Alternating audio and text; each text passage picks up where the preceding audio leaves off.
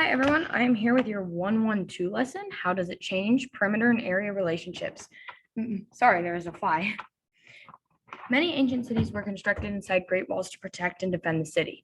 The city of Carcassonne, France, still exists and has a double wall around it. The length of the inner wall around the city, the perimeter, measures about 1,245 meters. The land inside the inner wall, the area, is approximately 105,400 square meters. In this lesson, you will work with tiles to practice measuring perimeter and area. When measuring shapes, it can be important to look at the space the shape covers. This space is called the area. Other times, it is important to look at the length of the boundary around the shape, which is called the perimeter. In this lesson, you will be using tiles and toothpicks to measure these two attributes, area and perimeter, of various shapes. To describe the shape at right, for example, you could say there are 10 tiles. It takes 14 toothpicks to surround the shape. It takes 4 more toothpicks to surround the figure, then tiles to fill it, etc. At the end of today's lesson, you will work with your team on a toothpick and tile challenge. So problem 1.5, toothpicks and tiles. Cruz, Sophia, and Savannah are using toothpicks and tiles to describe the attributes of the shapes below. Cruz made a pattern and told the girls the number of tiles he used. Then Sophia and Savannah each tried to be the first one to see who could call out how many toothpicks or units of length were on the outside. Part A. Cruz made the tile pattern shown below and said there are 6 tiles. Savannah quickly said there are 10 toothpicks. Copy the tile pattern on your paper and show where Savannah counted the 10 toothpicks. Justify your answer with words, numbers, and pictures. So you don't have to copy the problem. The problem's already down on your paper, but pause the video and show me how they got 10 toothpicks.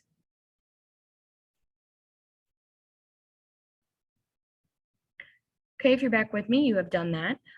So the toothpicks are going to be these little triangle looking shapes on the outside. So one way you could draw a picture or you could have described that, but that is where the toothpicks were coming from. B says, Cruz made up a new pattern shown below, but he ran out of toothpicks. How would you describe the shape using toothpicks and tiles? So go ahead and pause the video and make a statement about this shape regarding toothpicks and tiles.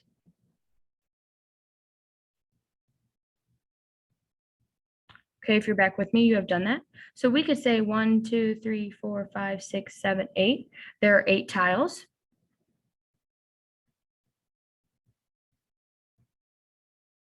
And we could say that there are, and then I like to show my toothpicks like this.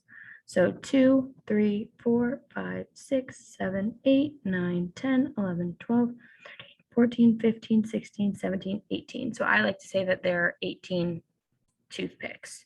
And then that's me showing my work. That's showing where I got those toothpicks from. Part C says, get a set of tiles from your teacher or use the area tiles and toothpicks and work with your team. 2, make a pattern so that there are 4 more toothpicks than tiles. Draw your tile pattern on your paper. Label the number of toothpicks and tiles on your drawing. So in your resource page packet, you have tiles like this. You will want to cut them apart to help you make your shape.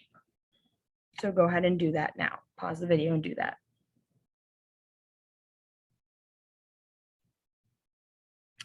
Okay, so answers could be different here.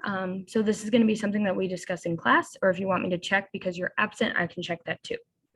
Problem 1.6, I just want you to read through this. This is what I expect of you when you are working with your group. 1.7, today you and your team members will work together in the toothpicks and tile challenges. You will each have 1 card that shows a tile shape. There will be a 5th card to share as a team. Any extra cards should go to the center of your workspace so that everyone can see them. As a team, do the following. Each member should write his or her name on one of the shape cards or select one of the E cards below. Place any extra shape cards and all the fact cards face up in the middle of the table so that everyone can see them. Work together to match each tile with 1 fact statement so that each fact only has 1 shape and each shape only has 1 fact. If you want to change the shape that matches a fact card, you must convince the person whose name is on the card of the shape you want to change. He or she is the only person who can touch that shape card. Once everyone in your team is convinced that each fact is paired with 1 shape, call your teacher over and be prepared to justify your answers. So you will need to cut, again in your resource page, the shape cards apart and the fact cards apart to match them up. So that is what you are doing now. So go ahead and do that problem.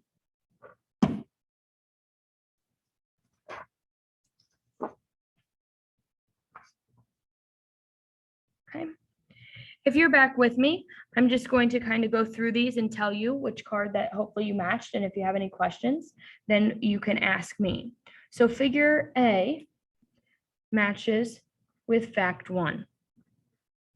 There are 14 toothpicks, 6 tiles. Figure B matches with fact 4. There are 12 toothpicks, whoops,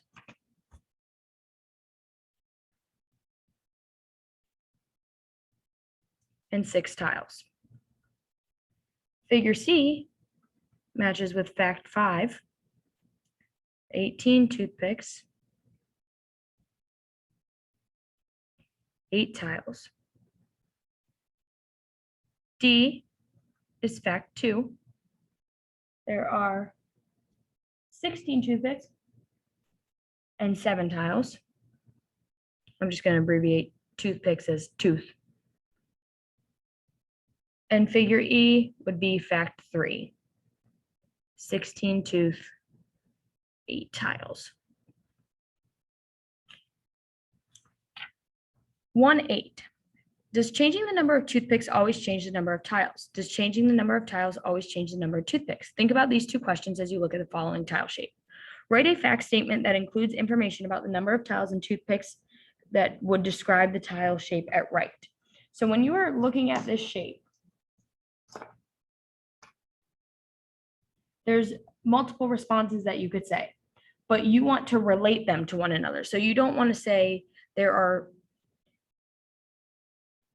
7 tiles and 12 toothpicks. I don't know how many toothpicks there are. You don't want to just make 2 separate statements. You want to make sure that you relate those statements. So go ahead and try to do that. If you need an example, if you look back in your introduction, this is the kind of statement you want to make. It takes 4 more toothpicks to surround the figure than tiles to fill it.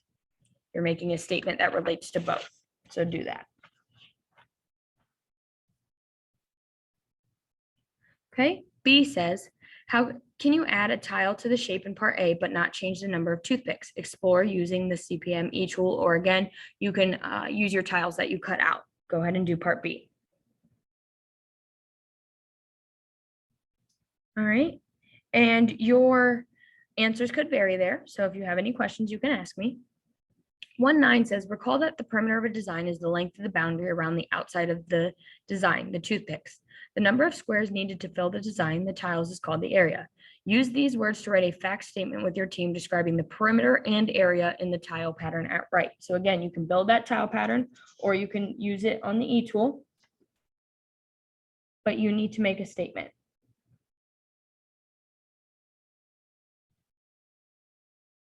And again, with your fact statement, there is more than one way to say it. So if you would like to check with me, you are more than welcome to do that. That is it for today for your 112 lesson. If you have any questions, please let me know.